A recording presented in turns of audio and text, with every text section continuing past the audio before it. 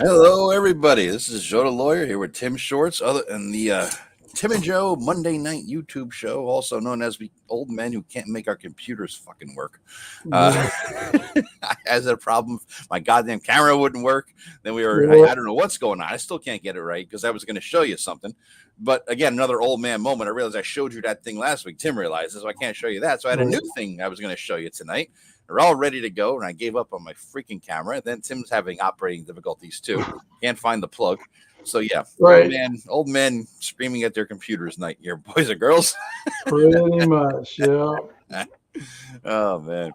So Tim's like, "What are we gonna do today?" I said, "Well, you're planning to kill us on a new campaign. You're doing a lot of prep on that. So why don't we talk about how you're gonna slaughter us all?" Yeah. Well, that's not too bad. Yeah, we got Mike in the house, Flint's in the house. Yeah. Dietis is in the house here. Yep. He gets confused. Yeah, I didn't take the blue pill. I couldn't get it rolling. That's the problem. Took the wrong blue pill, yeah. Yeah, we got 7 people already. That's not bad. Not bad for 808. You see, you always keep them waiting, Tim. That's the secret, apparently. You just fuck the computer up and keep them waiting, and they just get all anxious and wonder what's going on. That works. Okay. All right, if you say so. I'll go with that. We'll call it a strategy rather than Is that an SNL skit with George W? Right. One of the strategery. Man, for all that, whoever talks shit about George W, I bet you we all wish we had that motherfucker back right now. I don't care what side of the political party you're on. Right, You know what I mean? I used to Jesus, my hand face palms all the time with this guy, just hoping he gets through a fucking speech. And now I'm like, oh my God, the good old days of George W. And that is a political party neutral slam because fuck them all. Jesus Christ, man. Anyway, not to dive into politics here or anything. Good Christ. Anyway, what's new, dude? Not too much. Let's see. Last week we finished the other one shot. It's not really a one shot, but adventure. Mm-hmm. Everything, and I had killed Paul for a second time. Yep. But he got brought back, and I almost got you. Like I don't know, a few times. I was down to a couple hit points. I don't know. I think you were down to 1 hit point at one time. Yeah. You got nailed that one time, but you guys turned it around pretty well. So it was close. Yeah. So I'm looking forward to running another full-fledged campaign. That's cool, man. That's cool. I'll back from the beach, tan, rested, and ready. Oh, you guys were talking about. I was on Friday. I was away. I didn't get a chance to watch. I took my parents to the Jersey Shore and got them all around. And my parents are at the age where between arthritis, bad knees, bad hips, everything else that you got to make sure they don't hey, so there's a step there. And grab their arm and that kind of stuff, right? So it was me, wrangling parents for a few days. So yeah. So death is my constant companion, my close companion. Yeah, that's good. I didn't get too much tan. I didn't get rested, and we only hit the beach once, and it was freaking freezing. So that was that. So yeah. But you have to go in a couple more weeks, don't you? We're going. Yeah, this is the parental take them down because we're from there originally. We took them down, check out things, see relatives, and this and that. And it was kind of cool. We got together with my cousins one night, went out for some drinks. It's a funny thing. Oh, nice. We moved from there when we were much younger, and the only time we often get back there is for weddings and funerals and that kind of thing, right? Or the big occasions, right? And so it's never a time to sort of get together with them all, and at least for me and my brother, my sister, so it was kind of sweet, that could be my cool thing for the week, really, just to hang out. Cool thing, yeah. It was a fun night, it was a fun night. Yeah. But I have another cool thing though. I have another cool thing of the week, which is I was hoping to get my freaking camera fixed to show you one, but I ended up showing you my backup cool thing. Now, my father's TV broke, and he had his old stand that it was sitting on that he found on the side of the road because, God forbid, something gets, nice or decent enough, right? You know what I mean? So he's, that looks good. I can use that kind of thing. So it was like a pedestal, basically, to raise a TV up if it's sitting on something, So He got a new TV. It didn't fit that thing anymore because he'll use the TVs until they absolutely get obliterated. So it's such an old TV that he had. It didn't fit the pedestal thing. But I'm like, oh my god, that's the perfect thing for miniatures. That is I was thinking about. I might have to get it made. Now I've been buying all these classic D&D classic monsters miniatures, right? That you might have seen some of my unboxings. I think they're up through N or O now, and they're just those are the ones that come in like the box looks like the cover of the Monster Manual. It's exactly. About like, same big. Yep, How are those boxes nice too, Joe? Or the they boxes just are boxes? They're throwaway boxes. Yeah, they're garbage boxes, but so they're nice boxes, in the sense that they're nice in the presentation, but it's like way overpackaged. You know what I mean? Gotcha. It's like that's how they justify their $99 is the plastic and paper there. But I ran out of places for these things, and I was like, because I'm trying to fit them on my shelves with all the other stuff I got here, and I'm like, geez, I need a new shelf unit or whatever, and I'm like, this is fucking perfect. So Tim, you'll recognize this as what is right behind me. Okay, so this is where my books are when we're playing the game and everything. When I'm on camera, this is what's right behind me. All right, this is a little shelf that the thing was on, and it looks like it fits all the minis that I have now, and I believe it will fit pretty much everything going forward. All right, so I got all the little monsters, all the little minis there. I could stack them up. I got a little Tony Stark's gauntlet there on the left, and on the right hand side there's a glass skull. Because there I saw a bottle of vodka. You can't see it on the screen now. That came in a glass skull. Not only a big vodka fan, but I'm like, oh, that's just cool. I'm going to drink that so I could have the fucking glass skull that it came in. But yeah, and it even fits the 2 Judges Guild books. Those big, long, fucking 17-inch books. What are they called? Coffee table books? Or yeah. What they're called? Yeah. Volume 1 and Volume 2. So it's really fantastic. So I got the whole little setup there. It's not the greatest shape, but it does the trick. You know what I mean? They got all the little men, all of them. I can't wait to get them now. I have a place for all of them. And it's a little place of honor that's separate and apart from everything else. So yeah. So I'm pretty psyched about that. Pretty psyched about that. What do you got, man? What's cool for you? I don't have much gaming stuff this week or whatever, other than playing last week. But I'm always a sucker for dice. I don't even know if I talked to. Well, yeah, I am. I've been really good though. I haven't bought any new dice in months now. I've been really watching my gaming budget, so I don't blow too much on there because that gets bad. Yeah. There's 9 people right now nodding in the audience. Yeah, they're all just looking at the lash marks from their wives on their back. I can bring that down. I mean, if I had that, I got I would have to weigh my dice sometime, but kind of get poundages of dice. Anyways, there's this TV show, and this is just a nostalgia thing for me. Back when I was younger, maybe I already mentioned this before, but it's still going to be my cool thing, is these late night like monster shows. Back in the day when I was younger, there was a couple of folks that were on at late night, like Saturday and Friday nights, and they would show these. Sometimes they were good, but most of the time they were shitty. But what made it fun is the interaction with the host, or watching them do these skits. Oh, you mean like those would have Elvira hosting a show? Or something like that? Elvira. Yeah, absolutely. Elvira is the best. Like around here, the local guys, since we're like where I'm at, we're kind of right next to Ohio, so we got these Cleveland. And on Friday nights, it was the Big Chuck and Little John show. And Big Chuck and Little John. Big Chuck and Little John. And then it was before that, it was Big Chuck and Houlihan, and then it was something else before that.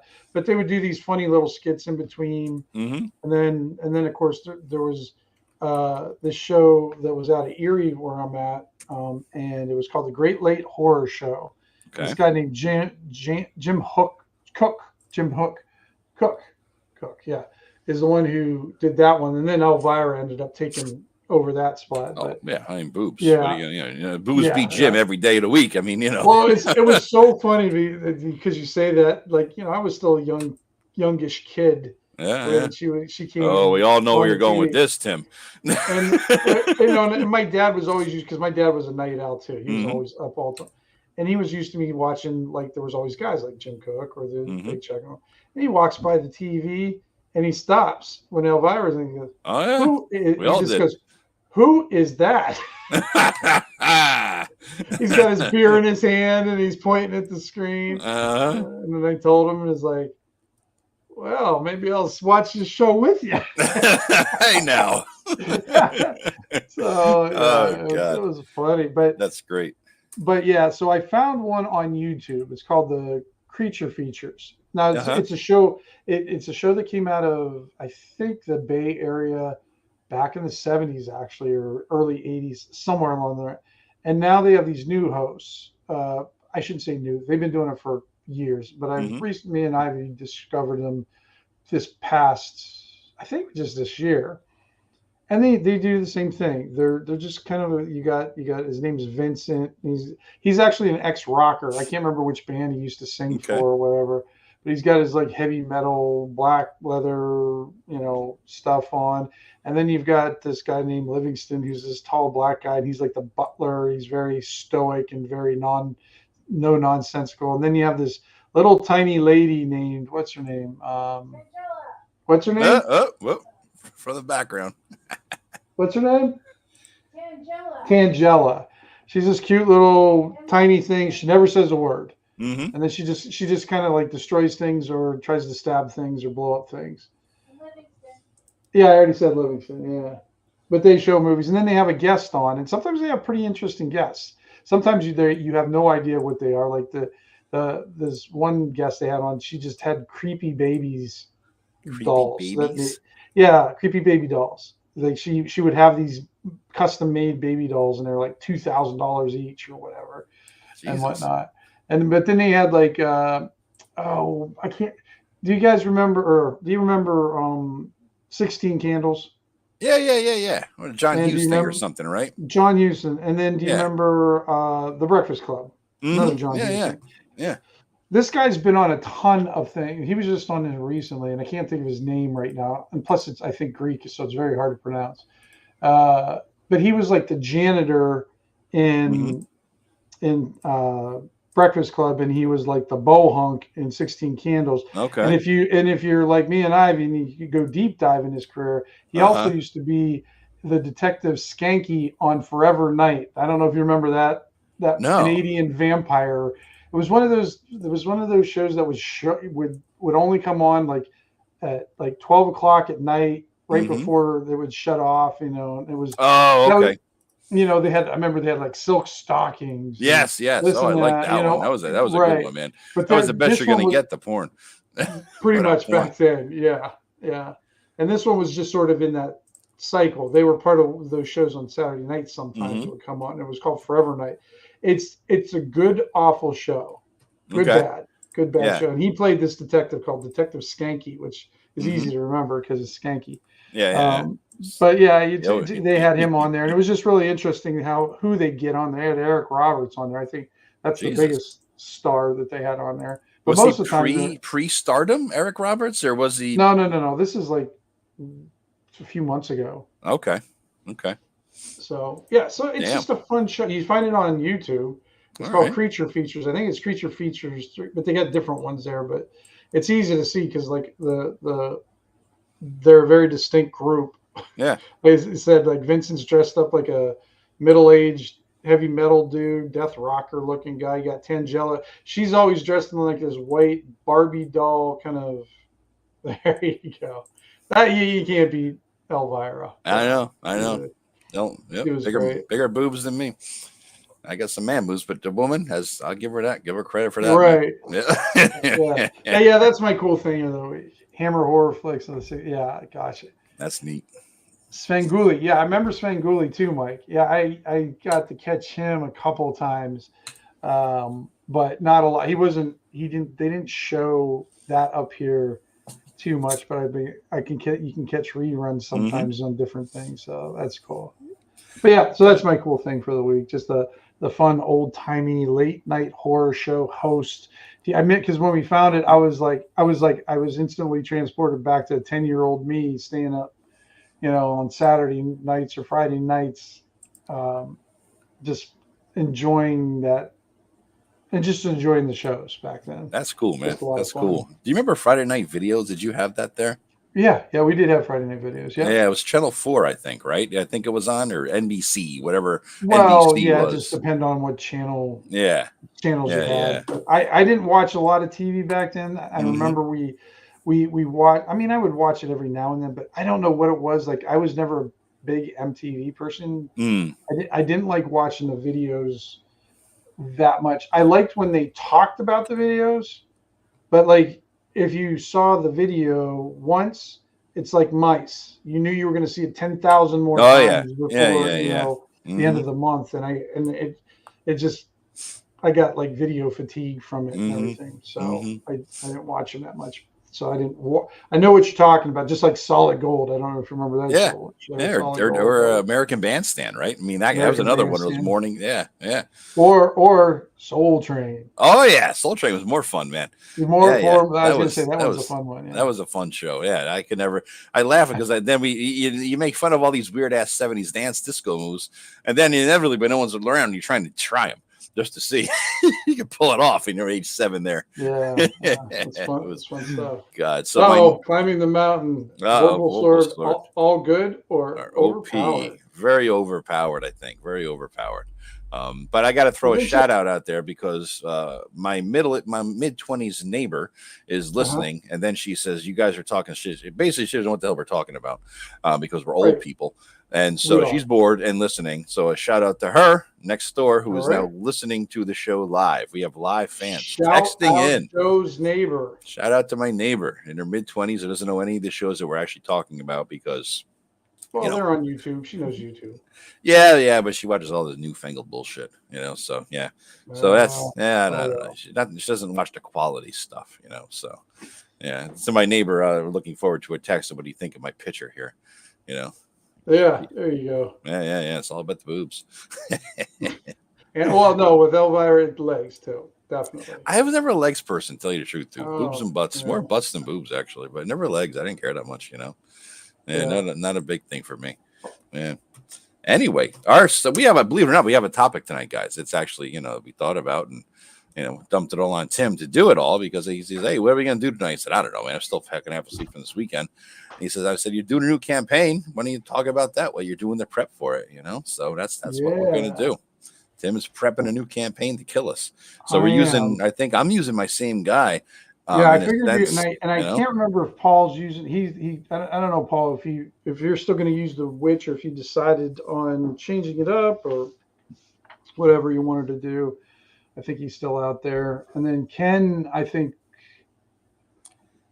he was looking for different options, possibly. Yeah.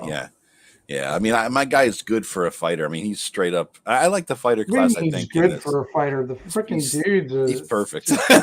I mean, if you're gonna play a straight ass fighter, you can't get much.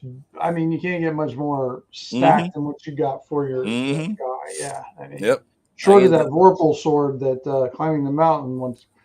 Yeah. Yeah. I mean, my scores on Roll20 were we rolled them on Roll20 and this and that, and I ended up with these are actually real rolls, and this is my base because remember we rolled rolls, straight rolls without any adjustments. Yep, 3d6. I got it in order. I rolled 9, 15, 16, 18, 12, 12. So Tim said I could swap a score for another score, so I'm going to swap the 9 and the 15 for strength intelligence, right? So then I have a 15 strength, 9 intelligence, 16, 18, 12, 12. I mean, that's just perfect. And so I have an 18, whether it's a con or wisdom or something like that, a 16 or a con or a wisdom, a 15 and a strength, 12, 12 and a 9. Life is good, especially for those the rolls that how we do it. So I'm set. When we played, he had 18s and everything because of how I got those bonuses. Right, the bonuses. It's really easy to get those things stacked up. Yeah. Yep. So it worked out well. But so really the campaign we just played was a foreshadowing of his heroic future. So he really has to live, Tim. I mean, you can't kill him because we've already played his future. You can't kill my guy. Well, it could have just been a death dream of your guy.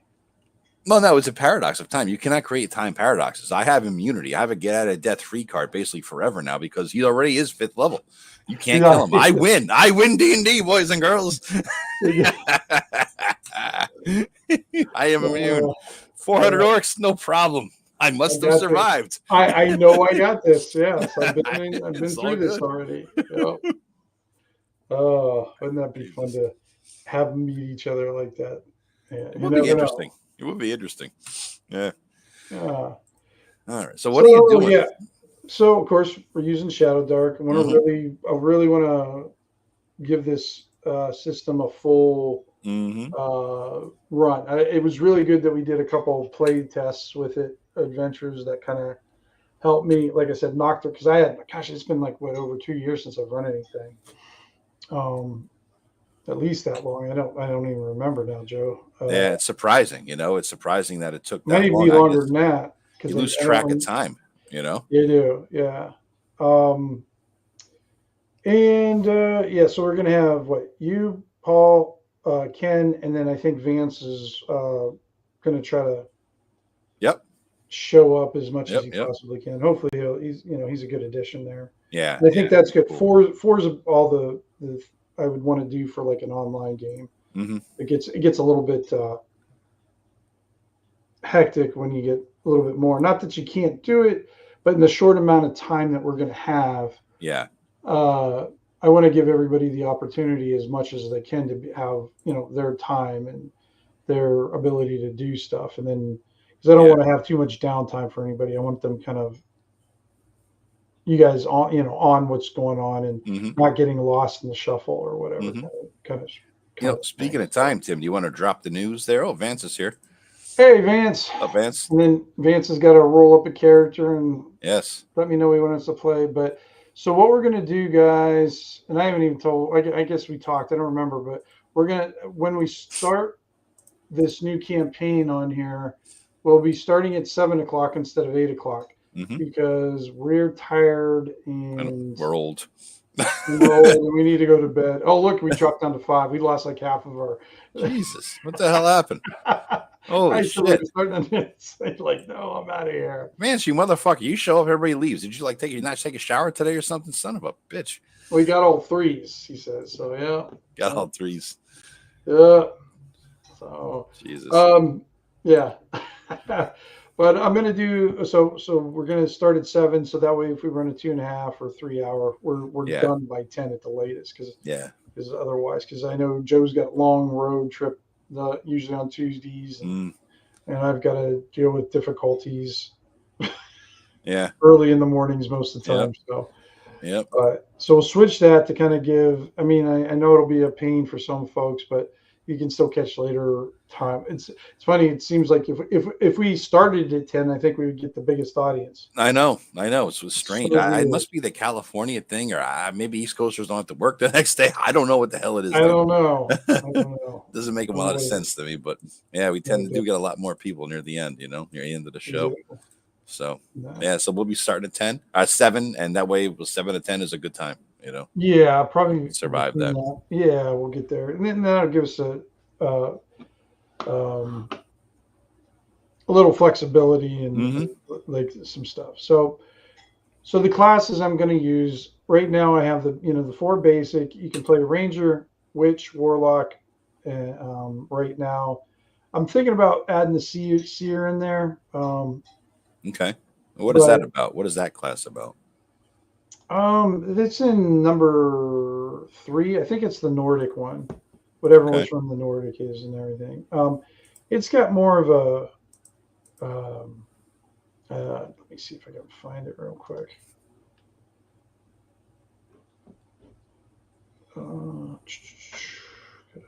Official rules. I have my Shadowdark folder filled with all the files and everything. I try to organize my shit too, and then I lose it. Inevitably, there's a day where I'm like, "What? Where is this? What's going on?" Like I've organized myself in disorder. You know what I mean? Right into disorganization. Right. So they're the baleful diviners who reek of smoke and blood. They untangle the whispers of the gods by reading the runes, the bones, and the stars. The knowledge of fate allows them to bend it, so they're allowed to have a dagger, spear, staff, leather armor, 1d6 hit points, and they have destined. Whenever whenever you use a luck token, add 1d6 to that roll. And then they can do omens 3 times per day. So they just have to make a wisdom check of 9. And on a success, you gain a luck token. And you can't have more than one luck token at a time. Okay. And then it's got spellcasting abilities. So, and the spell, like some of the spells for that are chant, invoke rage, potion, trance, and then they only have 4 spells per tier. Okay. So they have their own spell list then, basically you're saying. Yeah, well, anytime, yeah, all these I think the witch has its own spell list. Okay. And I can't remember about the warlock. Okay. I want to say it does too, but I'm forgetting now. It's interesting. So because they're in like the official canon, because it came from Arcane Library, I'm more willing to, because right now if you went online on RPG, now or RPG drive-through, there's probably over 100 different classes. That everybody should. It's strange because it's going to be what's official, what's not. It's almost like the splat book plague of third. Right, and that's what I'm trying to kind of keep it there. Yeah, I mean, and it's coming quick too, because there's so much stuff coming out for Shadowdark. Yeah. It's definitely still kind of got the attention of a lot of folks. So it's like if you go look at like some of the top OSR stuff, a lot, you've got a few of them that are Shadowdark, which is pretty good for just such a small system. I wonder why. I mean, you wonder why. I know that she had the greatest timing in the world, essentially, right? With what was going on and this and that, and great salesman, and it's a good little system. But there's been so many OSR BX retro clones with some flash, right? With or without flash. I mean, there's been. Why did this one, do you think, take off so much, so well? I think I think part of it too is Kelsey came from like a 5e world. Yeah, and she was very, from what my understanding, because I didn't know her until Shadowdark. So, and she was, but I do know that her adventures are some of the best-selling adventures of all time. On, I mean, not just good-selling adventures, some of the top-selling adventures of anyone on drive-through RPG. Interesting. And, so I'm sure she got dragged it.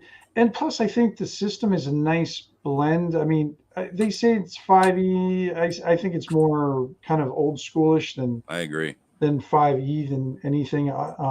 But I don't know. I kind of like the simplicity of it. And here, if I go back, Comor Forest, when I started, Joe, the system I used to start it was Sword and Wizardry Light. Yeah, Eric's thing. Yeah. Yeah, and it wasn't even continual light yet. It was just the 1 through 3, and that's how I started building it. Yeah. And I really liked the tight little system. There wasn't any, grand things. Very cut to the core. I mean, we couldn't do it anymore. And this system, I think, has enough in it to give a little to give the players some more meat to on the bone to work with, and not you're not getting a ton of stuff. You're not getting the whole fixings, but you're getting enough that you can really go with it. And I like how just some of the systems, the little subsystems she's built. Some of them, I definitely like, and some of them I just won't use. But I probably everything you don't like about it, Joe's stuff I like about it. Yeah, that seems to be like all the big selling points that people talk about. It's like I don't like that. That's just, no. It's a strange thing. That's kind of why I'm sticking with a fighter. You can't fuck with it that much. You know what I mean? Because the things I don't like are a lot of the spell related stuff. So fighter, you just gotta avoid it. It's funny that you see. It's just. I think it's funny that you see the way they do magic in Shadowdark as a negative. Yeah, and I think it actually enhances the spell casting a lot. It gives that I don't know, because you can as long as you're rolling okay, you can, instead of just casting one sleep spell and then go twiddle your thumbs behind the fighters, you could have an effect continually, and you start off with 3 first level spells. And most house rules give you that anyway, right? You know what I mean? So it's not the number of spells. It's more the fact that no, but you can cast 3. You can cast all 3 of those spells. No, yeah, but most house rules. I mean, I don't know how many people who don't give like the wizards, the priest bonuses from AD&D, right? You know what I'm saying? Oh, So you're you'll talking always about get that a part. couple. Oh, okay. Yeah. So you always have a few more slots that you could use to cast. I guess I haven't played in too many games where they allowed that. Yeah. I always thought it was a jip that you get magic users can cast 1 first level spell, and clerics are walking around with several because of high wisdom. Right. So I figured I'd give the magic users with a high intelligence. No, let it them have makes a couple sense, extra. It doesn't make any. Otherwise, it was like weird. But I think the thing about it that I don't it's a personality thing with me, because it's a control OCD related thing, right? So if I cast a spell, and it's a slot, and it's a fire and forget, good old fashioned Vancian thing. If I'm casting a spell like that, I know what I'm casting, and I know that if I cast it goes away. I don't want my repertoire of things that I could do to be subject to randomness, at least on my part. Right. I get the fact that I think Greg was saying this too. It's like, well, what the hell's the difference? It's sort of like if you cast a spell on somebody and they save, it didn't work. What's the difference if the roll is on you or on them? That's what I was saying. Remember, I said it just switches the onus on the casting part. Yeah, I don't fuck that. I don't want it to be my fault if it's a fail. Yeah, but I mean, Joe, you're still on a randomness when you're a fighter. Every time you swing, it's not going to hit. That's true. But it's different. It's because I'm used to something, and God damn it, get off my lawn. Really, that's what it comes down to. It's not that it's different. It's that you're not used to it. I don't like the concept of that. I don't want chaos in my spells. I want them to either work the way they do, or the guy saves and it didn't work. Right. I don't want it to be, I cast it. Now it failed so bad that I got to fucking pray for, you know what I mean? Or it's gone for the day. I want to know that I can rely upon something being there to use, to throw, to swing, right? I mean, in a fighter, you swing the sword, you miss. So what? You still swing the sword the next round. This game, you shoot your magic missile, you miss. How bad did you miss? Well, you might, it's just a whole different thing. I guess that's really the main thing. And I do like a more complex system. I like the more robust system. Well, you can always add that to this too, though. Add more spells, because I think you love volumes of spells. Yeah. Definitely. I can, but adding spells to the system is going to be, and actually, I'm already kind of working on that. Let's see. Where are you drawing them from, Tim? Just wherever they seem to make sense. I've got how I gave you those 4 books of magic spells or whatever. Mm-hmm. Well, I have all those on PDF anyways. Okay. Too. Okay. And then I have this spell compendium back here, the old 3.5 one. And then you look at any system and it's got spells all through it. So if I want some, I will go look for them. But the time I'm going to enjoy is the time when I'm playing and I'm with a party and I'm the magic user. You're going to like that. That'll be you're going to enjoy that randomness. And well, you do, like you roll. Well, no, I'm going to enjoy everybody else's nervous look, because no one will want to stand near me. Yeah. Because I can't imagine how many mishaps I'm going to have, or disasters. That's true. Disasters. That is true. A bolt of lightning arcs out of my head and strikes everybody for 8d6 damage within 20 feet. It's sort of like a Wand of Wonder effect, right? I mean, her spell system, the most equivalent thing is the old. But you have to critically fail for that, though. True. But the same thing in Wand of Wonder, you could get, a bouquet of flowers, or a lightning bolt can land right up your asshole. I mean, you don't know what's going to happen, right? So right. Yeah, exactly. Climbing that mountain, this is because sounds like you're saying about Kelsey, because she's a younger female. Don't get me wrong, she could be the best in the world. But younger female is the golden ticket in the OSR, that Troll Lord spokeswoman. I don't know who Harmony Ginger is, but I do know who that Troll Lord spokesperson chick is. I don't know where she came from. She's a poet, I guess. And she somehow hooked up with the Troll Lord guy. She's just, young, pretty thing, whatever. She started doing like open like I guess she did open mic poetry kind of stuff or whatever. That's her gig. And then she hooked up the Troll Lord guys, and now she'll get on their feed, and she started to do, like, she would read Steve Chenal's fiction, and she has a good reading voice, but it's like ASMR sexy chick reading a book to you at night. It's like the ideal babysitter thing, from the hot young babysitter thing. So I know she's cool and all, but she does a lot more for them. I don't know. I don't know, but I don't know who the hell Harmony Ginger is. I knew a chick named that, a stripper named that. I don't know who this Harmony Ginger you're talking about though. It does kind of sound like it. Doesn't it like a strippery? A little bit. Yeah, right. Yeah. Harmony and Ginger, yeah. Yep. All right. So the 6 races, I'm just going to use the ones that are in the book. Yep.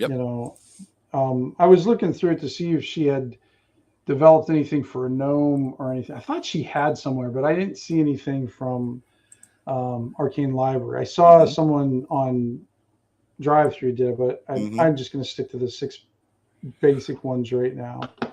Now, here's the interesting one that I like. If anybody wants to play a halfling, and this is one that I've been trying to figure out. So halflings, their ability to be invisible for 3 rounds per day. Now, there was a lot I was reading about that. What is the what does that mean? Are you magically invisible? Are you stealthed? Are you, if you are invisible like this, do you appear once you attack? And so I was reading a lot about it, and apparently Kelsey did talk about it in one of her interviews, but I don't know which one, and I'm not going to go through all those interviews to look for that little tidbit. But after reading everybody's stuff, I decided to go on the side of just being a badass. Okay. Because I kind of default to that for you guys anyways. I mean, know that. I'll like, if it's kind of badassy, I'll give it to you. Yeah, I'll let you guys do it. Because so when a halfling uses their invisibility, I'm going to see it sort of, what is it called? Is it preternatural or preternatural? Is that the something like that? For? Yeah. And so this will be there, and so they're going to be invisible for 3 rounds, and it doesn't matter if they attack all those 3 rounds. They're going to be invisible during those 3 rounds. Okay. So they will not. So if they backstab somebody, they won't appear. Wow. All right. Well, that's fucking Jesus. So. Yeah, that's nice. Yeah, that's nice. Yeah. It's nice for me too, because remember, there's halfling NPCs. Yeah. So. But so it's they still have to contend with the smells and the footprint kind of thing. But for the most part, for those 3 rounds, they are little gods for that time. For those 3 rounds, they are little gods. Yeah. You got to give them something. You got to give halflings something. They kind of got ripped off in a way. You know what I mean? So I'm calling that the Jackson rule. I'm giving a little nod to Jackson. Nice. Nice. But no, I just think the way I was trying to think of the spirit of it in a way, and I'm thinking like everybody else's kind of special ability doesn't really go away. Like humans get an extra feat, orcs get +1 to damage and +1 to hit with melee weapons. What is it? Elves get +1 to magic spells or casting or range spells. Dwarves always get to roll advantage for hit points each time. So this way, so I thought if they attack once while they're invisible and they appear, it sort of takes away from the halflings thing. Halfling gets 3 rounds where everybody else theirs is on all the time. Yeah. For the most part. So I decided that's kind of what made me lean that way. Okay, that's cool. So these are the house rules. So these are so you're already introducing house rules into the purity of the game a little bit, slightly. A little bit. I mean, it's just my interpretation of the rule because her rules are very vague and on purpose. She wants to keep it that way. Yeah. And like I said, I wanted to have it like if somebody wanted to play a halfling, player wanted to play a halfling, I wanted them to be able to have that ace in their pocket they could pull out. Too. And then learning spells, pretty much the same thing. When a level is gained, select what spells you wish to learn, so you get to pick which one. And there will be new spells found during play. If your character is of appropriate class, they can choose to learn that spell when they level. And so you got to be really careful though about which spells you decide to learn, because if you look at what do you want to call it, the Shadowdark progression for spells, I think they max out at 4 spells at levels. Let me double check that, but I'm almost positive they. Wow, I guess I think you're right, man. I'm thinking about that because I wasn't playing a guy at that, that many Right. spells. Yeah. Where did I put that thing at? Should have had this up beforehand. Oh, that's all right. Interesting. Oh, do you want to share? You're gonna. No. It's on my laptop anyways. Okay. I'm running 2 computers, guys. So if I'm looking down this way, that's because all this information is on my laptop and not on my computer. Mm-hmm. Let's see here. There it is. Official rules. Shadowdark. Sorry, you're gonna have 19 pages of house rules, Tim, like me, and join the house rule club? No, I don't think I can go that far. Right now, I think I went through the whole rule book. So what I tried to do is address each section as I went through, and I ended up with like 2 pages. Okay, it's not bad. Maybe I think it's only 2 pages, maybe 2.5. And it's a 12 font, so it's not your 7 font or 4 font that you use. Yep. I never want to get to 20 because that way Eric can't bust my balls, because he always says I got 20 pages of house rules. So every time I add some more, I just shrink the font, and that way I can never get to 20. So make him every time he says it, he comes out like, hey, he's a liar. It's only 19. Right? Yeah, here they are. You can't see it, but that's only there. That's all it is, man. I don't know what you're talking about. So basically, you start off. So at first level, you get 3 first level spells. Mm-hmm. At second level, you get 4 spells. That's it. It doesn't go up any more than that. Interesting.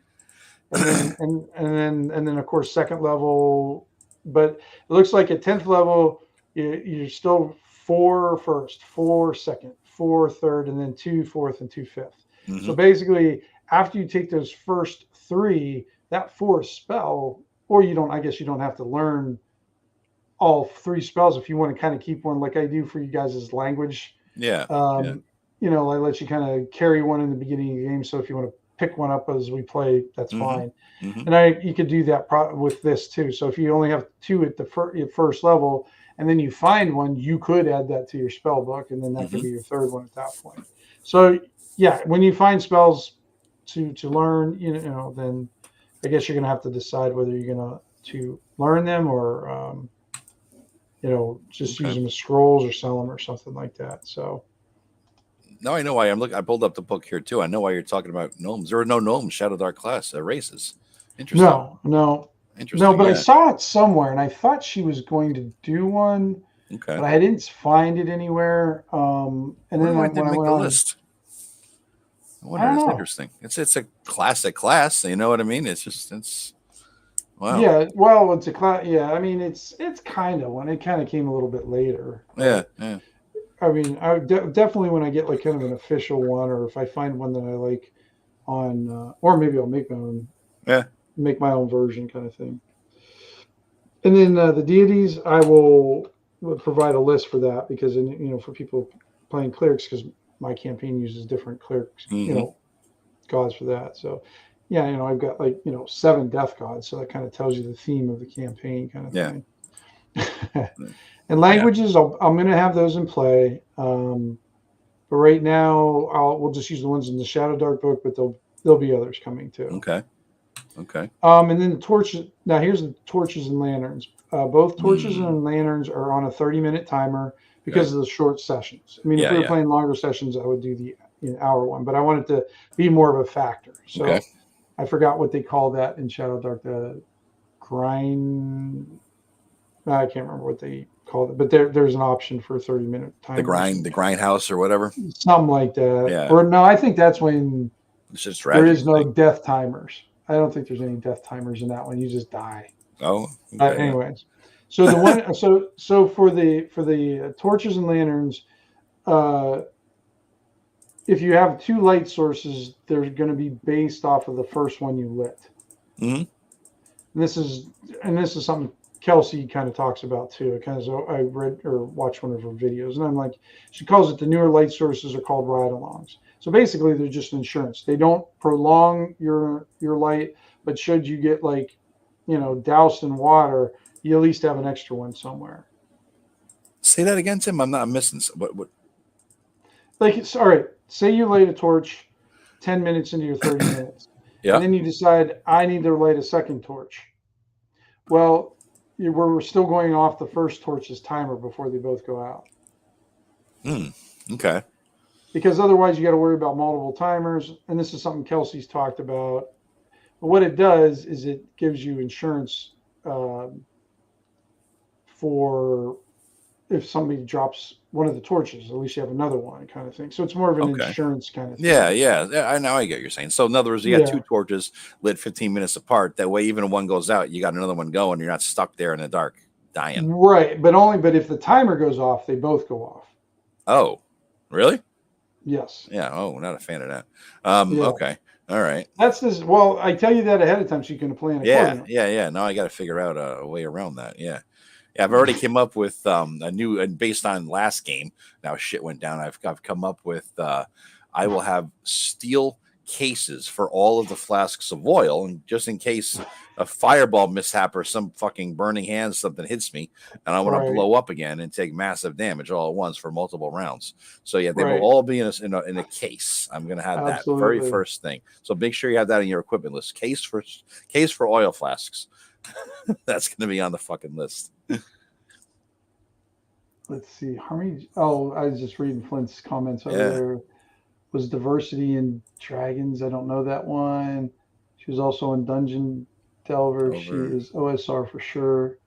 She's big on one-on-one time. I wonder what that means. The game is still timing game. One-on-one.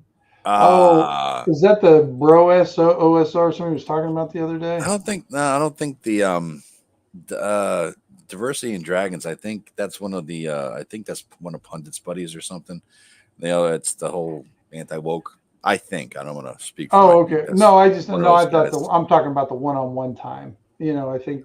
Because we were talking about blue booking or something about that afterwards. Like you would blue book what you do in between sessions. Okay. Could expand the spell list with scrolls. Yeah, definitely going to do that, Flint. That'll definitely. And I'd like to see the unpronounceable gnomes, deep gnomes, be a playable character in Shadowdark. Swerving the blood. Who came up with that word? I mean, this is like some kind of like somebody got drunk and slurred something, and somebody says that's what it's going to be. Right. It's sort of like somebody asked another gnome what kind of gnome that one was, and that gnome happened to be drunk, and he just yeah.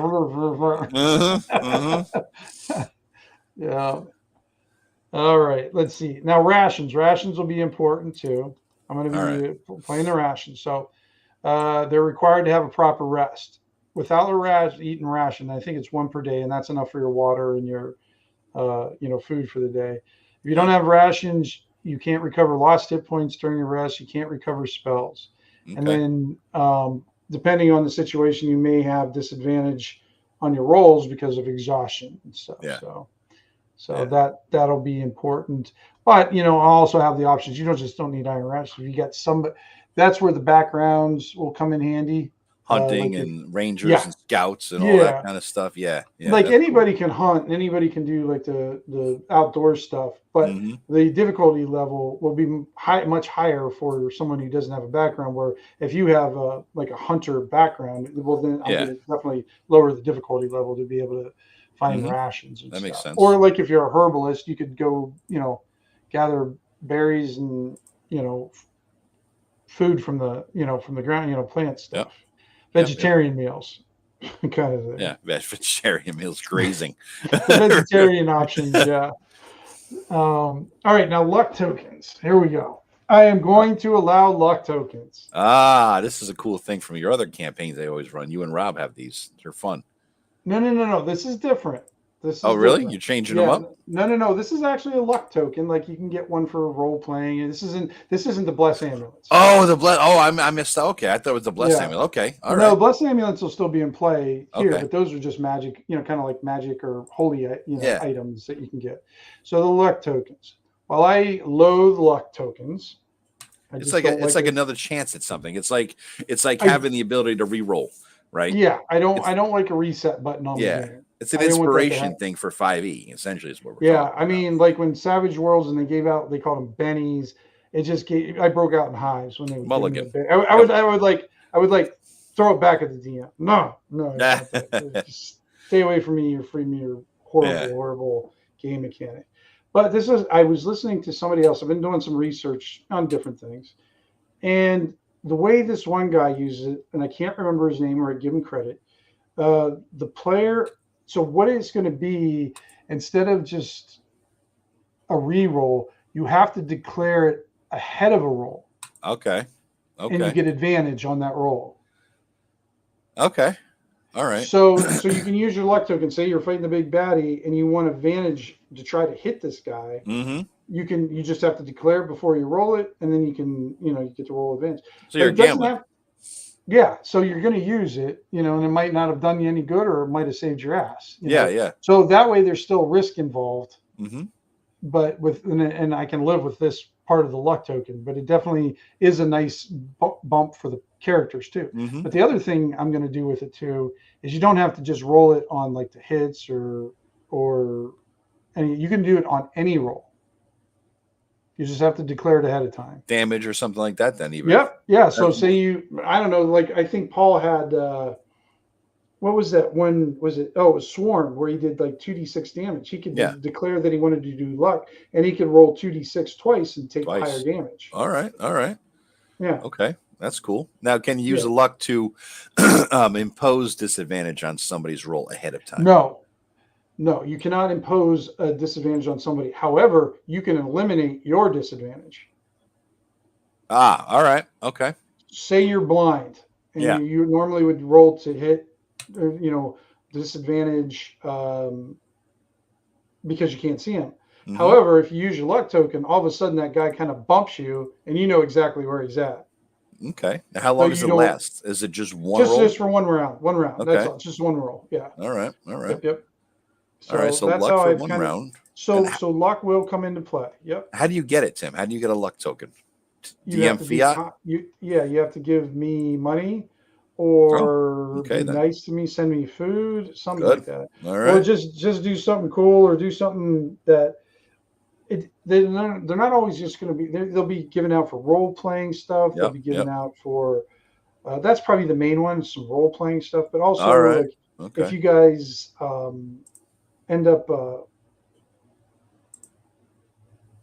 like kind of defend or like completing a certain task or whatever, I might give out luck tokens. Mm-hmm. So it just kind of depends. It's still kind of new to me, so I'm gonna have to see how it plays out. But it's just gonna be one of those things. And a lot of times you guys can definitely influence when I give them out too, because I know you're gonna be in mooch. Mooch mode. So I'm gonna be scrounging. Definitely. You will be. Yeah. Yeah. Give me that luck. You take checks.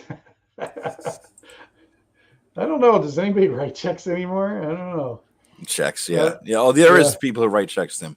98-year-old women in the line in front of you in the fucking grocery store, right? That's exactly right. That happened to me last week. Because the poor little girl that was doing the cashier had no idea what she was trying to give her. Yeah.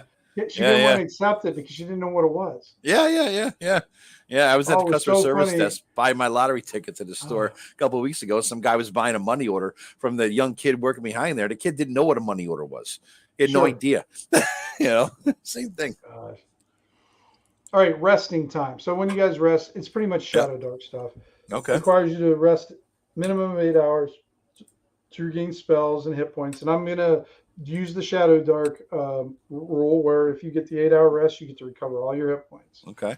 That makes me cringe a little bit. Yeah. But I'm going to let it go. All right. And then the campfire stuff. They need to use 3 torches for the campfire. Yep. I mean, if you're out in the woods, like you guys are going to be in the Comor Forest, you guys can gather firewood unless you're in a situation where there's not going to be an available firewood. All right. Good. Yeah. So it sounds like, just stepping back a second, it sounds like what you're doing initially at your the way you're approaching this is, I'm going to go through the entire Shadowdark book and all the Cursed Scroll zines and all the official publications, and I'm gonna read it and then see if I like it or not. If I don't, or I want to modify it, I'm doing that. Is that sort of your first level? Yeah, well, that's what I did. That's what I did. So that's how you're approaching it initially. Like, you're starting with the big picture view, look at the book, edit some shit, change some shit based on experience, and then so that's what stage you're in now. You're going over all your house rules essentially, and what your modifications the little tweaks I made to. I mean, basically, I didn't change anything, but I may have tweaked it. I mean, the luck tokens are probably my biggest change. That's about the biggest one I've made, where I kind of changed the way they work. The campfire lasts 8 hours and casts out 30 feet of light. However, there needs to be one character must be alert to tend to the fire with, gotta have watch, basically. Yeah, gotta have a watch. That makes sense. What group doesn't have a watch at night anyhow, right? True. Yeah. But sometimes what people do, like what I used to do, is like if we had a campfire, I would take my character and then have him camp out or station outside the campfire so I wasn't in the light. That way I could see if anybody was creeping in, or where this one you have to stay in the light. Yeah. Stay in the light, Carol Ann, stay in the light. My poltergeist thing today. That was creepy. That old bitching poltergeist. That was creepy, dude. I gotta say. Yeah, for a PG, and that was a PG movie too. Yeah, that freaked me out. I wish I was a kid. I'm still scared of that. Let's see here.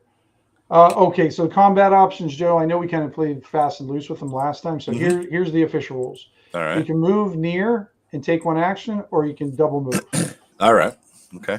So it's very simple. And near is 30 feet. Near is 30 feet. Yep. Okay. Yep. And then critical hits.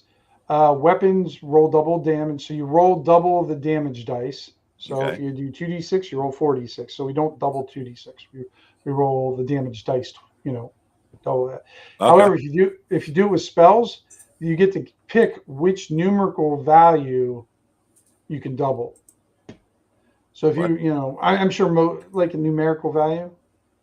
Yeah. So I mean, most of the time I imagine it's going to be damage or healing or something, but it could be like duration. Okay. I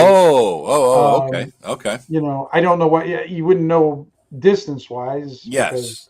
You have to plan that ahead of time. Yeah. Right. Type thing. So, so for spells, you can double any of the numerical values. Okay.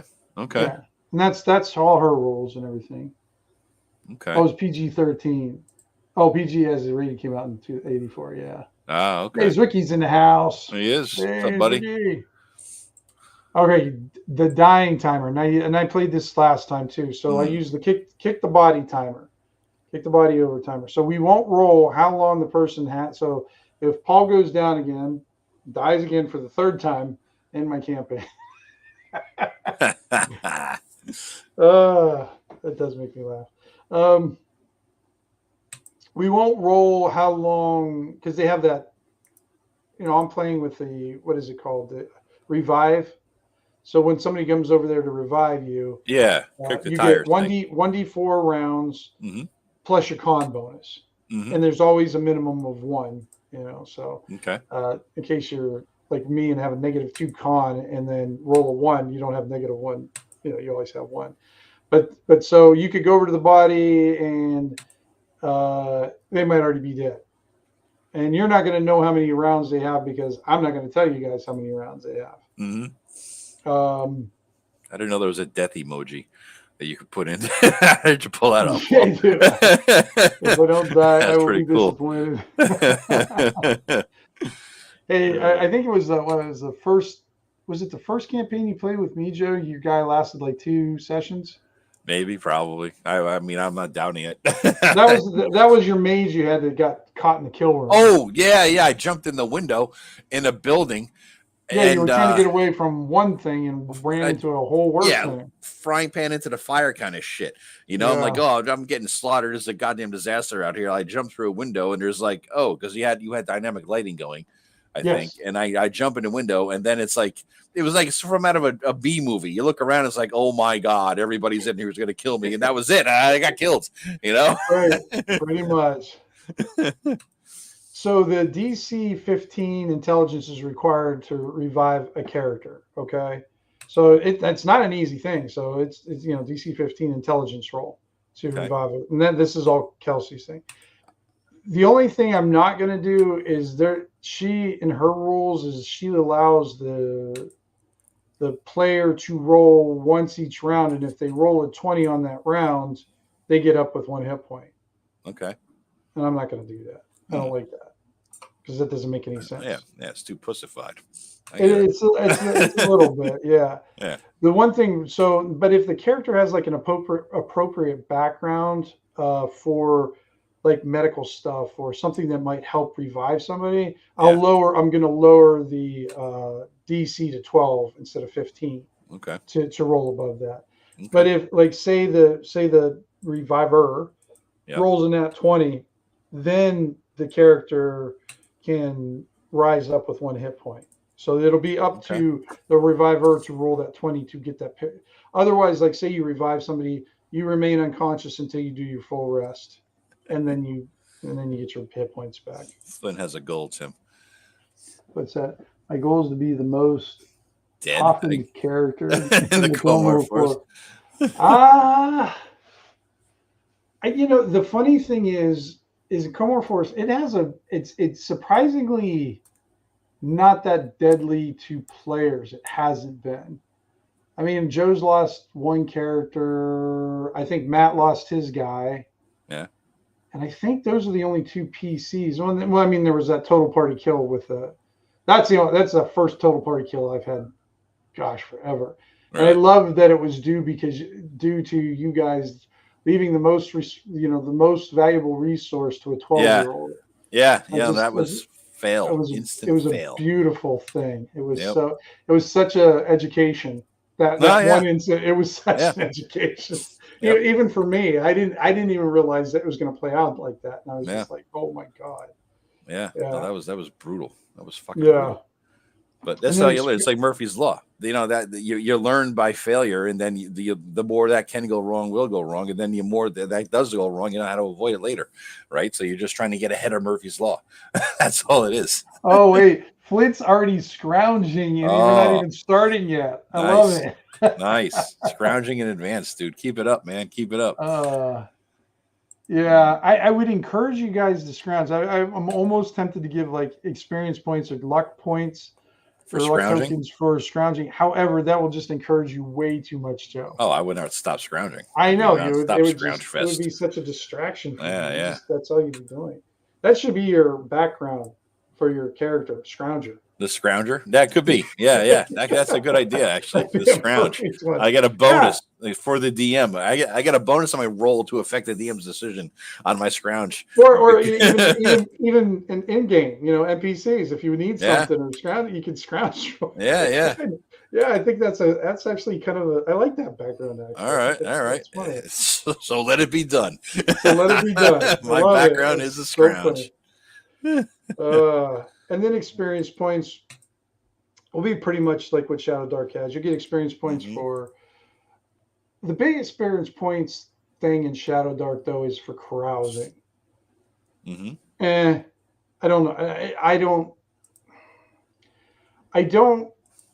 I've read through the tables, and a lot of the tables don't fit my game. Yeah. And I don't like carousing in general. I would not. And then it just randomizes. Like I want you guys, because then you end up like all of a sudden you're the enemy of the prince or something like that. Yeah, exactly. That shouldn't be a dice roll. Right. Yeah, and while that's fun and it's kind of I'm not. It's going to be mainly for treasure stuff, cool stuff that you do. Some monsters that you defeat, and like adventures you complete, or maybe some different things. And then I'm also going to use my standard experience. Do you remember that one, Joe? Well, you picked it up now. Now you do it. What? Showing the fuck up bonus. Oh yeah. I started doing that too. I like it. Just Yeah. show up and you get 100 or and Well, escape yeah, a little not this, different. not 100. So Yeah, I'll take that. for this one, you'll get +1 XP per level for showing up. So if Yeah. you're second level and you show up, you get 2 XP. Mm-hmm. Mm-hmm. So, and I think that's a good way to. I mean, I like awarding that kind of I'm thing. looking at the carousing table now, and basically you spend money and you gain a benefit, right? And so it's a cost of Hmm. 30 gold pieces. You get a worthy night of drinking and festivity. The bonus is Right. 0. But then you spend 100 gold pieces, a full day and night of revelry, gambling, and recounting your exploits +1. Now, what does this +1 bonus go towards, though? What does it do? Let me You see. know, Which page are you on, I'm Joe? on page 92 of the book. 92. Because I ignore carousing because I will never spend money to carouse. So I just ignore I know that, you won't. But yeah, so I'm wondering what the hell this, actually, you know what? I could probably share the screen so we could all be on the same, literally on the same page here. Literally. Let me present, share screen. Think. There you go. Yeah, so you're looking at the carousing outcomes here. So Right. you get bonuses or you get XP. You're either buying XP or you're buying bonuses. Right, But because those are the bonuses are the XP, I think. That's your bonus so in other XP. words, you spend the money on the carousing event, and then you Right. get a bonus to your roll for the carousing outcome. Right. Yeah. Yes. Yep. All right, okay. Yeah, you're barred from a tavern. You have a barred ally, a luck token. All right, I see. Debt owed by the noble, treasure table, random thing. Yeah, so Hmm. you're rolling a D8. So in other words, the most you could spend is 1,800 gold pieces, 2 legendary weeks of drinking and debauchery, widespread Right. enough to take over a whole city, attracting countless celebrants, famous nobles and bars, streets run red with wine. That gives you a +6 bonus. Then you roll your D8. The max out is 8 + 6 is 14. You wake Right. up deep inside the local ruler's stronghold, holding one of the priceless family heirlooms and footsteps approach. But you gain 6 XP and 90 100 gold piece item from your treasure table if you escape. See, that's No, just a 90 to 100 item from your treasure. Because the higher up on the treasure table on Shadowdark, the better they are. Like the Gotcha. ones are the crappy ones, but they're very numerical in progression Okay. of how much stuff is. So 90 to 100, you're getting the top stuff. Gotcha. Okay. If you escape. Yeah. Well, yeah, if you escape, right. So So this I mean, little, yeah. I mean, it's fun. I do like the idea of it, but I just don't know if it would fit in my game. Did this I don't come from know. I Jeff have to see. Renston? I've been trying to figure this out. The first Jeff time I Rents ever created, heard of it was him. yeah, Was he the yeah, guy on his blog? Did he yes. invent it or did he grab it from somewhere else? I don't know, but that was the first place I kind of heard Me about it. too. Yeah. I Yeah, never heard of it anywhere I don't until know if he him. invented it or borrowed it for someplace. I don't remember him giving credit to anybody else. So I'm thinking he probably, maybe came up with it on his own. It was huge. Remember whenever he started talking about it, it was fucking huge.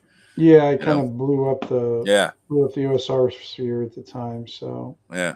but that's basically that's it. Those are my All right. starting. There's not a ton, and most of them kind of go along with everything. Yeah. I'm sure there'll be changes as we go. I'm not going to use like last time. I'm not going to use the always on initiative thing. Good. Yeah, that was too confusing. No, It didn't flow naturally. You know what I mean? no. It does. It's.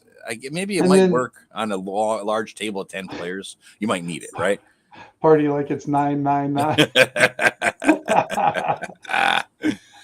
I don't know how many. Well, I guess we got a bunch of old folks here. They'll understand that one. Let's see. By the way, oh yeah, scrounging. Yeah, you never know. I think you get special powers because you get resurrected as a different character. Mm-hmm. You can always do a reincarnation, have him come back as like a hedgehog or some shit. You know what? Oh god, I love that. Love the idea of reincarnation thing. I used to use that, and in a few of my older adventures I would use that as a plot for adventures. Like an orc came running up to you but he was like, please don't hurt me, please don't hurt me. And here was a halfling who had been reincarnated, and it was an orc, and turned him into an orc. It'd be great if it was like, the dwarf died, but he hated his his whole history background, and let's say Kojak hated fucking halflings, right? He gets reincarnated as a fucking halfling. It'd be self-loathing. It'd be awesome. Right. I use carousing, Vance says, but since we're doing gold for XP, it's a good gamble. Yep. And absolutely for that. And I modified that too in my game. It's like I was all about gold and XP, and what you bring back is all you get. But then it's like, well, what if you're on a long thing out in the middle of nowhere? You're not going to be able to go back to town. I dropped training requirements real fast. It's a cool concept, but it never works in practicality. And if you're 10 sessions in the fucking marsh of Cheelimber, where you guys were, you're not going to be able to carry all that shit back to town. That was Jeff Rentz's blog title, 999. That was Gotcha. Wow, you found that quick, Vance. You're almost like a Robin training. Damn, that was impressive, Vance. Yeah, that was quick. But amazingly, his fucking computer works tonight. This guy, he lives in the most fucking computer-centric area of the world, right? Everything is out there, and 50% of the time he has no fucking internet. I don't understand that shit, dude. What the fuck is going on with you? Are you living in the boondocks with like a fucking one Cat5 cable running 48 miles out to where you live in the log cabin forest or something? What do you got? Maybe he lives in a real Comor forest, and all the beasts out there attack his fucking internet hookup all the time. Right, he's got a battle to keep his internet connection going. That was borderline magical Vance. Vance, dare I say. Ooh, Vancian. I never caught the Vance and Vancian combination there. I got to be using that a lot more often now, too. Right. Very Vancian. So far, the only Vancian thing we know is 50% of the time this shit don't work. That's about it. True. And then I'm going to start running session zeros pretty soon. So, yes, we are nerds. We are. Who is it? Helen. Nerds. That's like Captain Obvious stuff there. Oh, we all are. Of course we are. Yeah. That's how we roll. And I'm going to guess you are too. That's why they're here. They resemble that. Yeah. So we're going to run some session zeros. Now, they're not going to be. Oh God. So I went on YouTube. And I thought, well, I'm going to look at to see how other people use session zeros. Okay. So I'm watching, some of the bigger YouTube guys talking about session zero.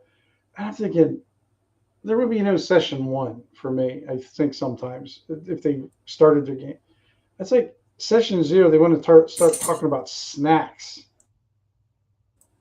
Yeah, that's true. Where are we going to meet? That kind of thing. It's a logistics, well, I mean, right? That's not even session zero. That's just get your shit together before the game kind of. Yeah. I mean, you got to get that before you get session zero. Or there is no session zero. Yeah. But I don't know. Some of their suggestions were just, I don't know. But my session zero, the way I run session zero, and Joe, you've had experience with this a couple times already, is I do one-on-one sessions with the person. That way we can work out details for the character, a little bit of background, and then we're role-playing this so they can have their own footprint in the world before they start adventuring with the party. So they actually have their own investment already in the world. It might be a session, might be two, but it's a nice way to introduce someone who hasn't been in your world or has been in your world into the current situation, and then you're able to like focus on them, and you're really able to do a lot of work. And I think they work out. I mean, it seems like every time that I've done it, it seems like the players do enjoy doing that. Before and then I usually give you guys like some sort of mini zine with all the information. I like that. Well, not all of it, but like a chunk of information that your what your character's knowledge is from your character's perspective, because it's not always going to be accurate. It's not always but it's going to be their perspective of what's going on in that world, and then that way you have some background and stuff of, so if you're playing a dwarf in my world, it's much different than playing it and then Forgotten Realms. Yeah. There's difficulties that come with playing a dwarf in my world. So that way you would know all the nuances and while some of this stuff is kind of in line with what you would expect, with the tropes of whatnot. But there's enough differences that if you don't know them, it could get you into a situation you weren't expecting, where you would know about that ahead of time. Yeah. Is that Yeah. Oh, that makes sense. That way, yeah, you get. I mean, everybody says, "Oh, my background is this," but then what you're doing is you're asking the DM, "Do I know this? Do I know that?" You know what I mean. And so it's Right. like you don't really have a background unless a DM tells it to you. Essentially, it's what you're dealing with. Yeah, but like with your guys' background, I work with you guys quite a bit. So if if you guys want to make something, I'll use Greg as an example. He wanted to be a priest of what was it? What was it? Well, Puce, the god of silence. Yep. And I'm like, okay. And then it became a really cool thing. It's definitely, it's something I've worked into my campaign. He's definitely part of the pantheon of gods that will be available. And then I kind of did a little reading on stoicism and wrapping that into it. It kind of seems to complement that. And I absolutely love it when players come in with maybe an idea that they want to try and see how I can fit it in there. And then, kind of try to smooth off some of the rough edges. But I love having that organic growth of a campaign. Yeah, me too. It's fun when people contribute stuff like that to it. I mean, I'm everybody looks at me like as a fucking this is my world. I'm the Nazi, and you cannot do anything to change it. But there are on the big world level, no. But on the small, where you're from, and things like little things that give all the real flavor to it. Yeah, that's fun, And here's an example, guys. I think I've shown this before. An example of what Tim's guidebooks are. When I came up with Snickle, he had never had a gnome in his game, So I didn't have gnomes in my campaign at all. Yeah, so he came up with this little guidebook and he put it into fucking formatted it. And this is just for me. This is like he didn't publish this anywhere, but it could be, dude. You should put this out somewhere. Well, no, it's Google ganked art. That's what I like about it. You just grab whatever art I want and just kind of layer it in there and whatnot. So. We got the overview of their homeland, their religion, Father Gum and Mother C, cultural appropriation with that picture there. We got afterlife, what happens when you die. Malak is the bad dude, the bad god, essentially, looking to eat bad gnomes. Borzala is like a hag. And then I was thinking about this too, Tim, when you were talking about what are you going to do for gnomes. Here you go. I mean, here's your game stuff. You might be able to steal a lot of this shit from Shadowdark. Right. It's already, the work is kind of done, in a sense. So, well, that's more cultural stuff. And I guess I would definitely use this as a template to make a gnome race. Yeah. And who knows, I might do that. I'm just, my ability to work on stuff has been kind of minimized lately. So, what does Theta say? Tim, to me, that's describing is an actual session 0. That's what I think of as a session 0, because what they were describing on session 0, I've never run that one way they do it. It just seems so. Okay, another one that they were kind of trying to sell on is like, I'm a GM, and then I talk to my players about what kind of campaign they would like to see. Oh, fuck you. I don't know. That's just, I don't know. I think that's a horrible way to do it. I think you need to have the GM be completely invested into it, pitch it or tell the players what he's going to run, and then the players at that point decide whether they want to join or not. Yes. That's the way I think it should be. I mean, because sometimes, like when Rob wanted to run the Traveler campaign, I just don't. I've tried Traveler. I'm just not a fan of Traveler. When he was running it, I was just out. Normally, I jump on whatever Rob's campaigns are. Okay, let's do that. Let's do that. But I just would pass on that. But when he wanted to play a 5e campaign, sure, why not? And I've been in 3 or 4 5e campaigns with Rob. That he ran, or as a player with you playing with him next to him side by side. He was the GM. I was a player. Okay. Yeah. Yeah, there was the original one we ran, through the basic set with what was it? The what's that pre? Yeah. That was a good adventure. I got to say, that's the best starter adventure I've ever seen.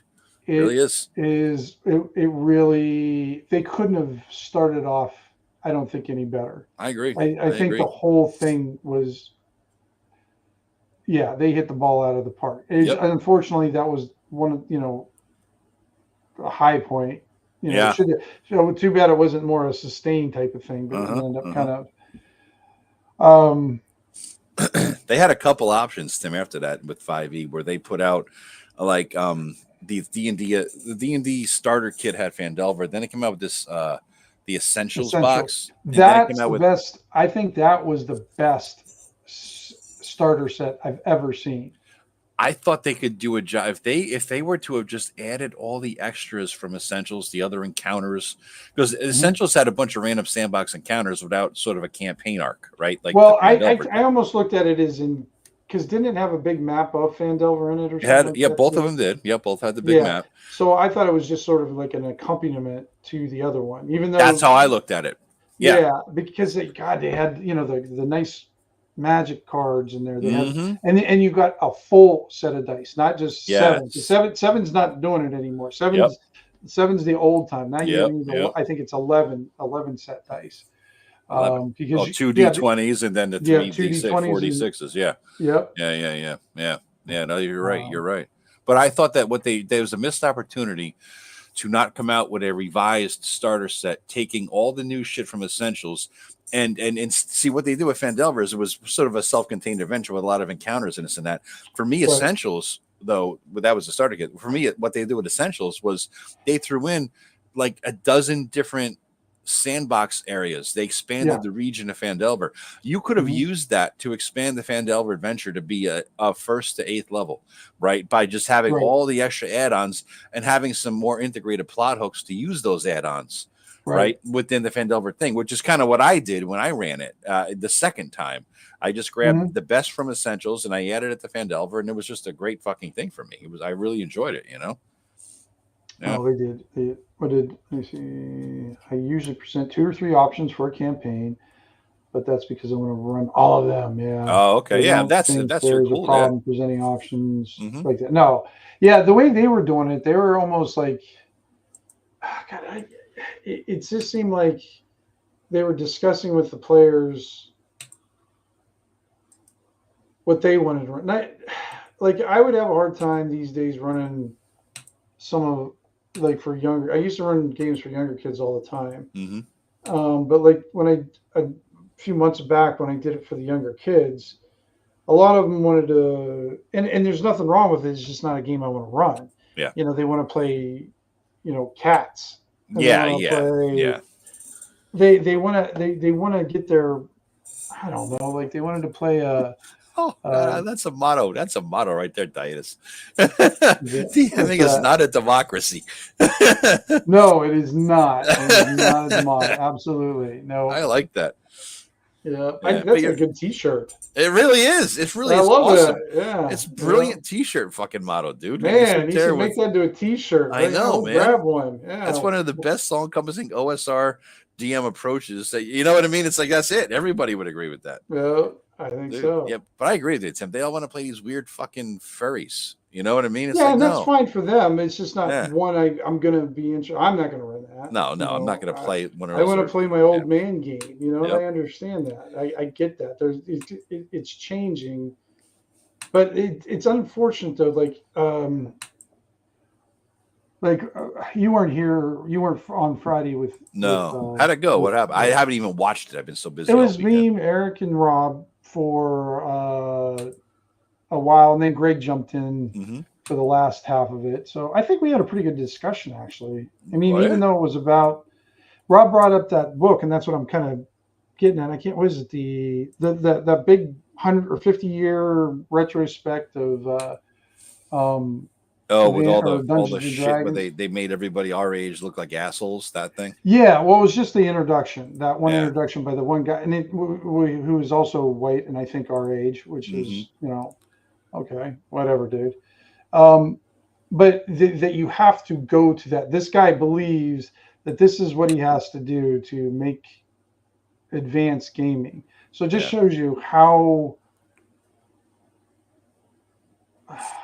his thinking and his just basically self-loathing is for this kind of thing. Yeah. You know, you can build up both. You can still have the kids build up their version of D&D. They can, you know, run with their amorphic adventures and stuff like that. You know, that's great. You know, you want to work your anime into it. Cool, whatever you like, you know. But just like when we were back when we were kids, we didn't want anybody telling us how to play our game, or we didn't want, we didn't need an opinion from outside our group to let us know how we should play. Yep. And I would never ever even assume to give someone an opinion on how they should play like that. But when you've got a jackhole like that who believes that you've got to tear things down and to rise yourself up, because it just seems like he's pandering to an audience. I don't know. Pandering to an audience, but pandering to like hatred, or pandering to intolerance. Division. That's what he's more pandering to. Yep. And you know, because there's young kids who absolutely love playing the old stuff. Yeah. You know, Kelsey. Look at Kelsey. That's where she started. You know, playing an old style. Well, game. yeah. Well, she's younger, but she's still kind of an OG player from, you know. I mean, she was with Gary, for crying out loud, you know, and got me and him do that stuff. So I don't consider her like, and wouldn't even assume how old she was, but never ask a lady's age. And I know that. No, but I mean, it's just a shame that you have to go to that level. And what's really a shame is they thought that was appropriate to put in as the introduction to their 50-year thing. So all the people that had backed the game, all the people who had made the game, and all the people that were, you know, had kind of bled for this game, because back then, I mean, it wasn't uncommon that if you had a D&D book in your hand, you were going to get the shit beat out of you by somebody. They just you didn't have to do that. They could have just stuck to how, you know, what it was. It's a celebration of having this game for 50 years. And how many of us, you know, like on the Xbox, or you probably don't know, Joe, you don't play video games, but on video games, they'll show you how long you've been playing this game. Like, you've been playing this game. You've logged in 4 days and 13 hours and 16 minutes. Can you imagine what our counter would be for role playing? Oh God, how many years? I mean, you're measuring it in literally years of your life. If you counted up the hours, I mean, Jesus. People talk about, you know, your 10,000 hours before you're an expert in something. Remember that whole thing that was popular about a decade or 15 years ago, you know? Yeah, well, I mean, Jesus Christ, I'm an expert 1,000,000 times over in D&D. You know, it's nuts. Hey, since we're talking a live stream, before I forget, I did want to thank, because I guess Eric was still streaming on my channel, which I appreciate the last couple of weeks that I wasn't here, and climbing that mountain tipped me $5 on a super chat. So I do appreciate that, dude. If you're still out there, thank you very much. Super chats, we don't usually push it. You know, we don't, Eric and everyone, we don't care about the money so much. We don't do this because we're trying to get rich. We'll never get fucking rich on this thing. You know, none of us. But, you know, every little bit, $5. Yeah. You know, I see Tim, I'll buy him a drink, or he doesn't drink. I'll buy him something.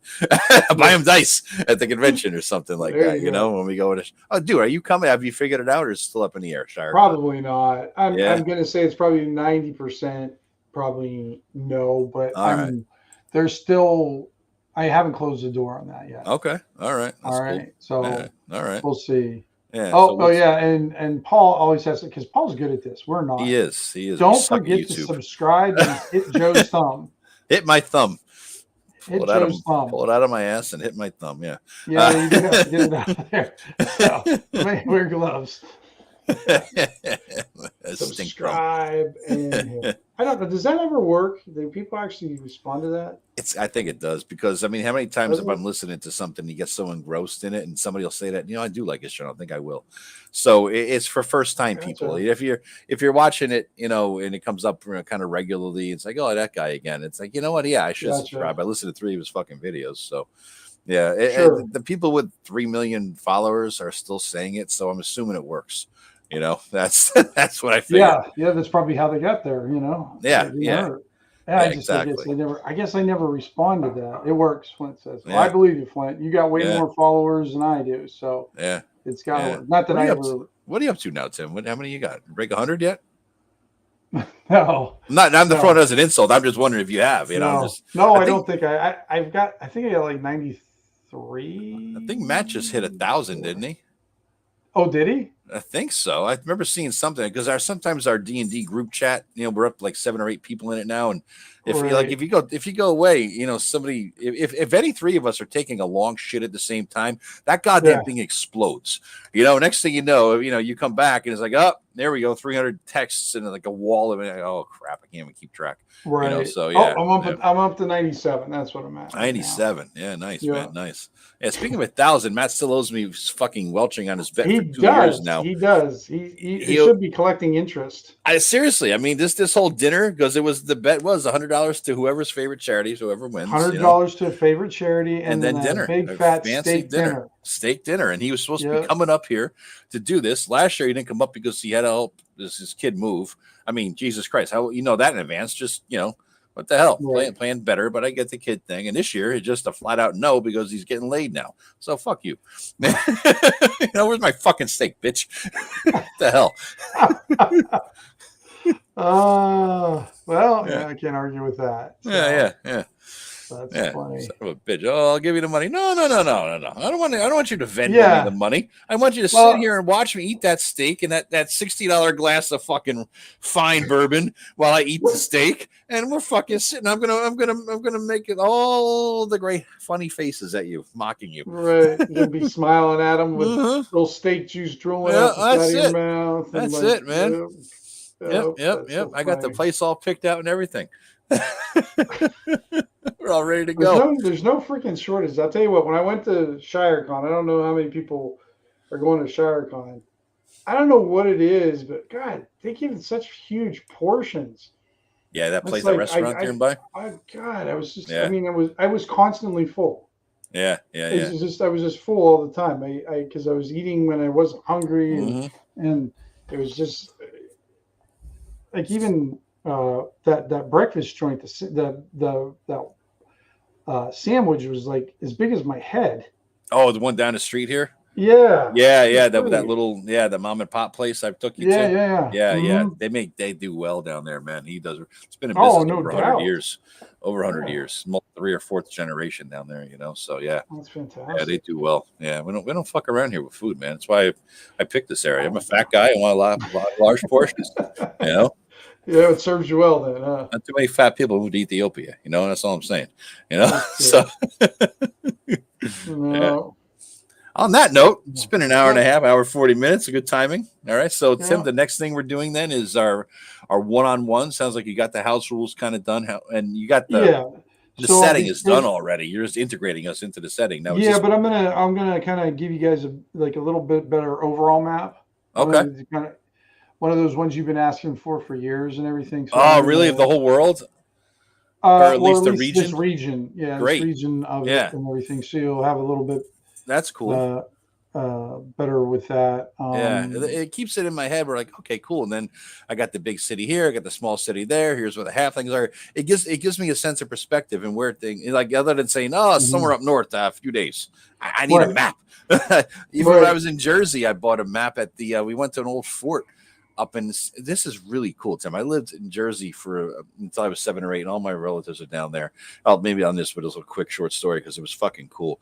There was a place there called Sandy Hook. It's a beach, right? And it's a hook. It's like a hook of land that extends out into the ocean, and it's where we would go growing up, go swimming and whatnot, And what was kind of neat about it was that they had this fort at the end called Fort Hancock, and I always thought you're sitting on the beach. It was this tiny little building that I saw, this old fort. But it turns out Fort Hancock it took up a couple of miles of this huge hook.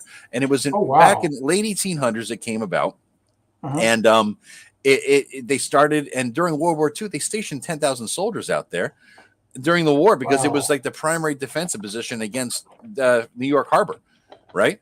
And so it's amazing. And so we went out there because my aunt told us there's a nice restaurant out near the fort. So I'm like, oh, okay, that one building that I thought was the fort probably had a restaurant downstairs. This place was a massive complex, fucking massive complex. I'm looking at it. It's a national park. It's huge. Yeah. They have the map right online. Okay. The map you bought.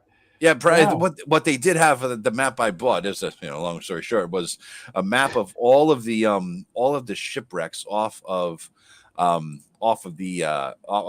Hook Oh. there. It was kind of cool, so I grabbed the shipwreck map. So Oh, yeah, that's cool. yeah. Here, you know what? I'll show you this thing here. I'll share the screen so you guys could sort of see what I'm talking about here. Let's see, share the screen. Let's see. There you go. Yeah, so that's Sandy Hook, and Fort Hancock's way out here near the end. They took up most of it, and yeah, it's just a kind of fun. It was a kind of fun thing. I went out there just to see it, and then my parents are like, "My God, we lived here." They moved away when they were like 40s or whatever the hell it was, right? And so they never even knew that goddamn thing was there. So it was just like Jesus Christ. So we took a little walk around the fort area, had a little, ranger gave us a little lecture about the history of it, took some pictures. So yeah, it was neat. That's cool. It was neat. Yeah, so I got a map of all the shipwrecks off the coast of New Jersey. I figured that's somehow D&D'able. Oh, And I love that stuff. right, Yeah, right. I figured grab that map, and I also grabbed a map of the fort, the layout, because that's D&D'able. I mean, Jesus Christ, I have I now because my mind was spinning with this would be cool, sort of like based off of Rob's Isla Payade. This is sort of a bigger extension of that, a fort on a hook. I mean, this whole thing I could just steal it. All of it, the whole concept, So yeah. Hey, speaking of Rob, he's pumping some shit out of there on drive-through, isn't he? He's got a sale going, and he's like getting high numbers. Well, he had the deal of the day, so the deal of the day is over with. So okay. But yeah, he sold. What was it? I know it was over $1,000 in sales. Yeah, in one good day for him. Yeah, fucking steak dinners on his ass when he comes out here. Absolutely. Fuck. Yeah. Shit. Yeah. No, So I mean he he's did coming amazingly well. Yeah. Yeah. Well, I mean, I don't see. I it'd be amazed if he didn't do it like that. Yeah. Because he just that's just one of those things that I think will just continually sell. And then once somebody really like someone who has more followers than us, who kind of mentions it, it'll probably blow up again, because it's just one of those ones that I think books has the ability to just keep gaining momentum. Yeah. No, I think he's got an evergreen product there. He really does. Absolutely. Yeah. I do too. Because it's a meta product. Yes. Yeah. So those always sell. It's like Black Marsh. My videos on that sort of thing. If I'm talking about a minor specific thing, that's like, whatever, I'll get X amount of views. But the videos that go well, it's like how to start an old school fantasy sandbox campaign, 20, 30,000 views, right? So those are the ones that go big. Over time, it's been 2 years or whatever, but still, it doesn't. I'm no Professor DM. And by the way, I don't know if you guys saw that Professor Dungeon Master had a video released today that he announced he had been treated for cancer, and it sounds like all is well. So glad all is well. All right, good. Yeah, he says he's got to wait a few more months to find out. He went through his final treatment, but he still has to find out like in a couple months to see. So yeah, best of wishes. Cancer hopefully sucks. Everything good. Yeah, no, we don't. Yeah, I don't even want to lose any more. Yeah, fuck that shit, man. Hopefully, you're gonna hook up down in New Jersey, down in New York with him. Yeah, because you've met with him. He's a cool guy. Couple times, haven't you? Yeah, regular guy. It was me and Eric started doing our New York trip to get together. Me, him, and Rach, and then more people just started clumping on to where we got Greyhawk Ragnar, Professor DM, a few randos. You know what I mean? It's just like it become a thing. So every couple of times a year, we're gonna try to get one going in July, because he's off, right? So, and Eric's retired, and then hopefully, I was hoping this would be a selling point for you, Tim, the commander for ShireCon, because Rob is coming out. Sounds like a day early. He's going to come on the Wednesday night. Then we're going to spend Thursday in New York City. Hit Complete Strategist. I'm hoping maybe Eric, if he's free, Rach and all that, and get PDM down there, and we can maybe do a early September Thursday New York City trip. And get that done. So that should be fun. Yeah, I haven't been into New York since mid '80s or later '80s. Yeah. I think it was like '88. Okay. I think it was the last time I was there. So okay, all right. It's been a few years. Yeah, shit. Shit, I was only 10 back then, man. You're an old man. Jesus I Christ. am. I wasn't 10. Hey, Flint, you coming up, man? I know you used to be from the region. I don't know if you have still contacts or places to crash, or if you're going to come up for ShireCon, dude. That'd be kind of fun, man. You know, see if you can do it. You know, but and I can't remember. Is the new place going to be closer or farther away from I don't know. This is the third location of this convention, I think, so far. The other one was nicer than it was nice, but it wasn't as good as the first one. But the second one that we went to recently had room to grow. It just had a weird acoustic and lighting situation. From you know what I mean? Right, and it was. I mean, it didn't have a lot of room to grow because of because it's a theater. So Yeah. You didn't have a lot of because all the seats were taken up by theater seats. And then upstairs had bad lighting, and it was kind of strange. But the first one was very nice, very quaint, an old fucking church, but it had a definite cap on size, absolute cap on size. It wasn't going to grow much bigger, but he has the potential. If he had 150 or some people last time or whatever, this guy is 1/3. Like he's 1/3 of the way to North Texas size, right? Right. He just lacks the hotel. I know that he lives in that region, Tom, it's in just that so area. Weird. I mean, is there something about Connecticut that it just seems like there's a lot of Connecticut that doesn't have a hotel? Well, there's nothing to do. There's nothing to do out there. That's the problem, right? So nobody, it's an Airbnb land, right? It's rural northwest Connecticut where there's not a shit thing to do. So why would you have a hotel there, right? That's sort of a deal. So it's like it's a pass through, or it's an Airbnb, or is you live there kind of a place. And it's a gorgeous area, but it is. You just got to bring it down. Like if he would just go due south and hit Danbury would be a fucking ideal location because major highways run through it. You get off of 84, and we get the whole New York crowd, the upstate New York as well as New York City. You would get all the lower Connecticut crowd. It's just a fantastic location, Danbury, and there's hotels and there's stuff to do and there's restaurants, and I think that would be if he did it in Danbury, it would be the North Texas of the Northeast. Gotcha. I do think so, but we'll see what happens. But in any case. We said we were going to say goodbye 15 minutes ago, and I started talking. That always happens. That's just the warm up one. Yeah. I got to take a piss now, really bad. So we are really going to go say goodbye because I had to take a leak all night. So thanks very much, guys, for watching. Thanks everybody for joining us. Appreciate it and everything. And we'll be back here 8:00 next week. 8:00 next week. We'll give you a heads up. I think we won't be starting the game until the end of July. I think it's like. Whatever I think it's the last Monday in July we're going to be starting. I think so. Yeah. Do you want to do our one shots live, Tim? Or you know what I mean? Or are you going to do those on the side? I'll probably just do those on the side. If I do them, we can. Yeah. It's not gonna be Monday nights though. So where you can grab one of us. Yep. Much. That makes sense. All right. Cool then. All right, guys. Good night, everybody. Bye bye. Yep, take care.